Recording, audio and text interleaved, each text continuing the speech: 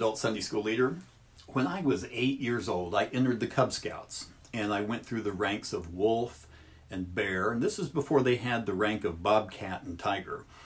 At age 10, I became a Webelow Scout and earned all the 15 pins that went on my shoulder. And at age 11, I then entered the Boy Scouts, and at age 13, achieved the rank of Eagle Scout. One of the things that we recited at every Boy Scout meeting was the Scout Law. And even after 45 plus years later, I can still recall those 12 points of the Scout Law. You know, a scout is trustworthy, loyal, helpful, friendly, courteous, kind, obedient, cheerful, thrifty, brave, clean, and reverent. We're going to be talking about the second point of that Scout Law today, being loyal. What does that mean to be loyal? Well, it means to be faithful to be true to. And as a Boy Scout in the early 1970s, we were taught to be loyal to friends, to our family, to our leaders, and to our country. And while, of course, these are important characteristics to have, what's more important, of course, is being loyal to God. And that's what we're looking at this week as we continue in the unit that's called Elijah, Living Outside the Comfort Zone. We're in the fourth lesson in this unit, and it's entitled Serve with Loyalty from 1 Kings chapter 18. And the point of this lesson is that God deserves our loyalty and service. Well, the saga of Elijah's life continues this week, and so far we've seen God miraculously provide food for Elijah in a couple of different ways. In one instance, he used an unclean animal, a raven, and then he used a widow in a pagan land whose oil and flour never ran out. And last week we read about the widow's son who died, and God brought him back to life. Now, Elijah's had some pretty exciting life so far, hasn't he? Well, his life is about to have something else exciting happen. And to get just a little bit of background here, leading up to our scripture text, after what we read last week and what we're going to read this week, we see in 1 Kings 18, verse 1, that it was in the third year of the drought, and God spoke to Elijah and told him to present himself to King Ahab. And then God would send rain to the land. And as he was making his way to Ahab, Elijah met Obadiah. Now, this is not the Obadiah, the minor prophet, whose short book we have in the Old Testament. In fact, there are 13 different Obadiahs mentioned in the Bible. This Obadiah was the palace administrator for King Ahab. He hid some of the Lord's prophets in caves during a time when Queen Jezebel went on a rampage and was having the prophets of the one true God put to death. And we can liken his actions to those folks during World War II who saved the lives of Jewish people during the Holocaust by hiding them. So Elijah convinced Obadiah to tell the king that he, Elijah, who had a price on his head, was wanting to meet with the king. So King Ahab went out to meet Elijah, and Elijah requested that 450 prophets of Baal and the 400 prophets of Asherah meet him at Mount Carmel. And, he added, invite everyone else to come as well. There was going to be a showdown. Now, you remember those old westerns when one tough guy would say to another, this town ain't big enough for the both of us? Well, that's kind of what's going to be happening here at Mount Carmel. Well, Mount Carmel was an appropriate place for this showdown to take place because it was a mountain on which, at one time, Israel worshipped the Lord, but now was considered a dwelling place for Baal.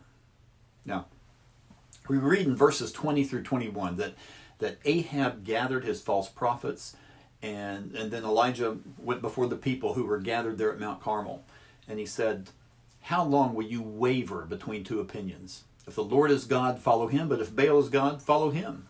But the people said nothing. See, the people were wishy-washy, weren't they? And I'm sure they knew the stories of how God had provided for them in their past. He had led their ancestors out of Egypt, punished them when they turned away from him. But here they have a king who's a Baal worshiper and a queen who has put to death prophets of Yahweh. So what were they to do? Were they to openly defy the king or make a vocal commitment against the God of their ancestors? You know, they were wavering between two opinions or two philosophies. But you see, sometimes loyalty isn't safe. Doing the right thing isn't always easy. Now, do you know the name August Landmesser?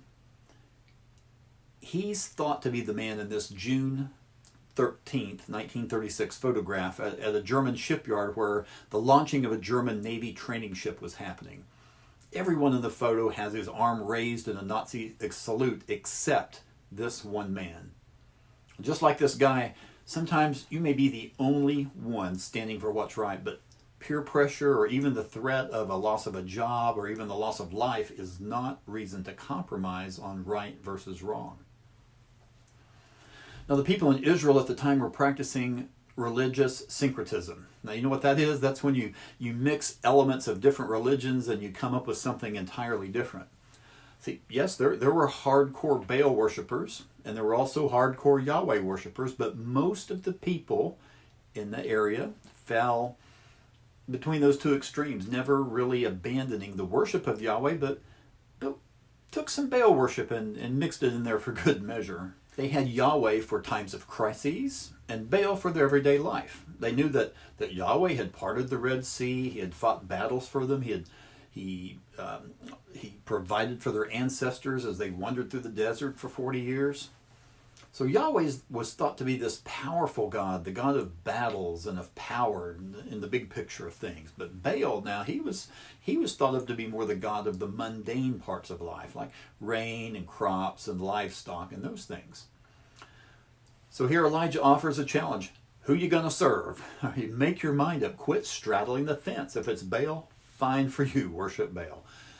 But don't have one foot in both camps, wavering between the two opinions. Be like Joshua, who generations before stated in the book named after him, Joshua chapter 24, verse 15, but if serving the Lord seems undesirable to you, then choose for yourselves this day for whom you will serve, whether the gods of your ancestors who served beyond the Euphrates, or the gods of the Amorites in whose land you're living. But as for me and my household, we will serve the Lord. Now, if you were to ask the question, what's the definition of an idol? The most likely response would be anything a person puts before their relationship with God. And while that's true, I'd like to further define that a bit. How about this? Anything you are dependent upon to bring you contentment or happiness other than God. Now, it doesn't have to be anything bad like drugs. You know, it can be food. It can be the need for approval. It can be one's job or one's kids or sports, and the list goes on and on. So when Elijah stated to follow God or Baal, but you can't do both, how did the people respond? They said nothing. Well, let's look on in verses 22 through 26. Here's how we learn how the showdown's going to go down. And similar to the 1936 picture that we saw a few minutes ago, Elijah alone is standing in opposition to the popular yet evil forces. This whole ordeal was orchestrated by Elijah. He said, hey, do this. Find a couple of bulls, one for the Baal prophets to take, one for me. Then build an altar made of wood. You're going to butcher the bull, put him on the wood, but don't light the fire. Then Elijah would do the same thing. Whichever God answered by fire would prove to be the true God. Everyone was in agreement. They thought that'd be great. So Team Baal went first. Right? The prophets, they got to choose their own bull, and they butchered it, placed it on the wood, and then cried out to Baal. From morning to noon, they shouted and danced, and nothing happened. Now, the lesson text skips what I think is probably my most favorite part here. In verses 27 through 35, on into that afternoon, Elijah began to taunt the Baal prophets. Oh, he's not responding. Maybe he's taking a nap or traveling. And I love it that the ESV says, maybe he's relieving himself. Because it seems that one of the terms in Hebrew can be translated as busy or withdrawing, or more specifically, withdrawing to a private place, which could mean using the little boy's room. So he was taunting him. The prophets shouted louder and louder into the afternoon, even cutting themselves with swords and letting their blood flow as a sacrifice to their false god. But of course, Baal didn't answer by fire or any other means, because there is no such thing. And now evening was approaching, and the prophets of Baal had had all day, and their God was not going to come through. So now it's Elijah's turn. So he builds an altar with a trench around it. He butchers the bull, lays the meat on the wood, and 3 times he instructed people to fill 4 large jars of water and pour it over the sacrifice. So there were 12 large jars of water. There was so much water that it overflowed and ran down and filled the trench. This had to have seemed crazy to those who were watching. And then we get to our last set of verses, verse 36 through 39. Elijah prayed, and the fire of the Lord consumed not only the sacrifice, but the wood, and it licked up the water in the trench. So not only did God show up, he showed out as well. And what was the people's response? Here they fell to the ground and declared that Yahweh, he was God. This was a huge blow to the followers of Baal, because Baal was supposedly this god of storms and had particular power over lightning and rain. In our first lesson, we saw that Yahweh was truly in charge of rain. And here we see that not only Yahweh was in charge of rain, but also the fire from above, like lightning. Now, did you notice a similarity in the widow's response last week and the people's response this week? They both seem to be on the fence about Yahweh until they personally witnessed a miracle that only God could have done. This week it was the fire consuming the soaked sacrifice, and last week it was the reviving of the widow's son. I think we'd all like to see something as spectacular as these two miracles, wouldn't we?